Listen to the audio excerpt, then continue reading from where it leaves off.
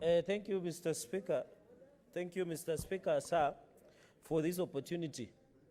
When I move a motion of adjournment in the morning, and seconded by Senator Mutula Kilonzo Jr., there were specific directions that you gave. And as the mover of the motion, Mr. Speaker, having read Article 153, Article 125, that there were specific directions that were needed to be given.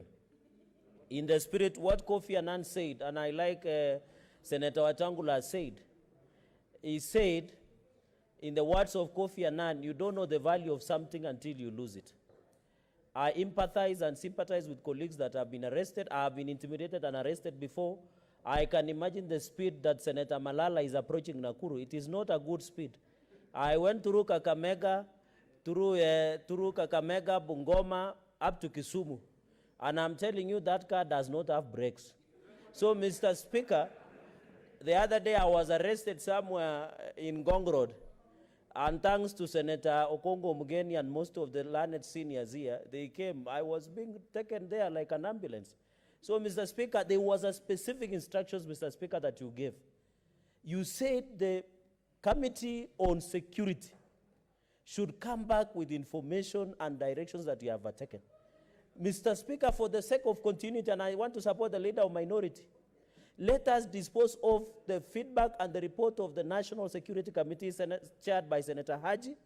Then now we can move to the second adjournment motion that was given by Senator Kithure Kindiki. And Mr. Speaker, if we go that way, the cabinet ministers, the senior civil servants will respect this house. If you allow, you don't give directions on this matter today, this house will be treated like a rubber stamp in future decisions. So, Mr. Speaker, as you retreat to provide directions and orders on this matter, the minister, the IG, and other government officials who are supposed to provide answers to the adjournment motion I raised on the arrest of Senator Langat, Senator Lilegwe, and Senator Cleophas Malala. Let them come and satisfy the House that the reasons that were being arrested, which we are tempted to believe was not malicious. And I think it is very important that we separate those issues, Mr. Speaker, because it is very important for this country, Mr. Speaker. Finally, Mr. Speaker, the intimidation, coercion, and blackmailing of elected leaders will be determined by your ruling today.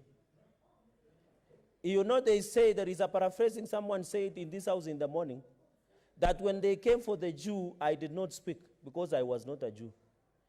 But when everybody has been came for, when they came for the final one, there was no one to speak for you, Mr. Speaker. And I think, Mr. Speaker, please provide direction, if it is possible. The Minister of Interior, the Inspector General of Police, the Director Criminal Investigation, DCI, they must be summoned to appear before the Parliament and the Senate of the Republic of Kenya to tell the country what is happening, Mr. Speaker.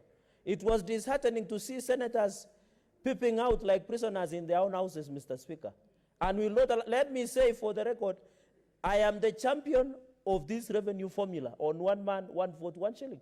But when it comes to impunity and forcing people to make choices, Mr. Speaker, I am afraid I will not be party to coercion and blackmail so that people can make a certain decisions.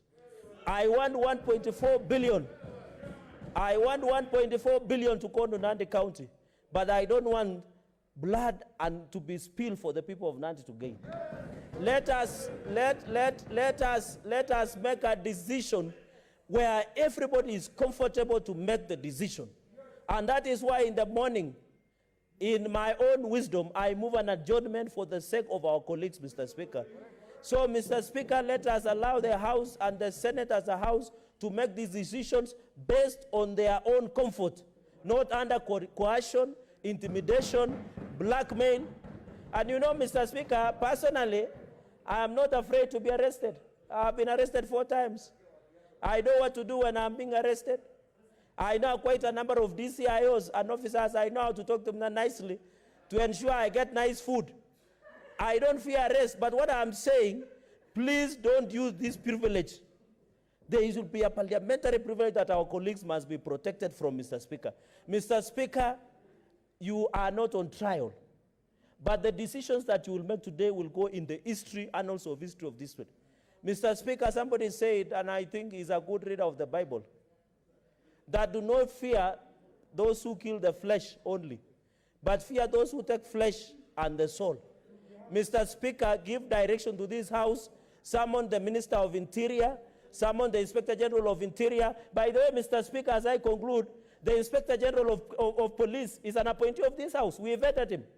Why don't we summon him? The minister in charge of Interior National Security is also the chairman of government projects.